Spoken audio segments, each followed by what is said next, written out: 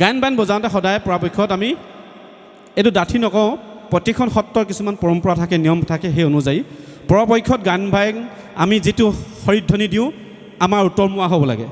এই ধৰণে হৰিধ্বনি দিব নালাগে, এই উত্তৰমুৱা হৰিধ্বনি দিওঁ। কিন্তু যেতিয়া গায়ন বায়ন পৰিৱেশন কৰাৰ ভিতৰতে ঘিন ধিন ধিন ধিন চাৰিটা কওঁ, আমি এই মুৱা হৈ গায়ন বায়ন পৰিৱেশন কৰিব লাগে। তাৰপৰা দেখোঁ গায়ন বায়ন পৰিৱেশন কৰিলে আৰু গুৰুঘাটৰ ইতিমধ্যে গুৰুঘাট সকলো বজাইছে, গুৰুঘাট এতিয়ালৈকে এক কৰিব পৰা নাই। কিমান দুখ হৈছে চাওক। আৰু গুৰুঘাট এতিয়ালৈকে কেই মাত্ৰাত নিবন্ধ হৈছে কোনো ক'ব পৰা নাই। মই এইটোৱে চিন্তা কৰিছোঁ, গুৰুঘাট ভাগ এটা নিৰ্দিষ্ট মাত্ৰাত মানে সংগীতৰ মাত্ৰা আমি নিবন্ধ কৰিব লাগে। তাৰপিছত আহিলে সূত্ৰ।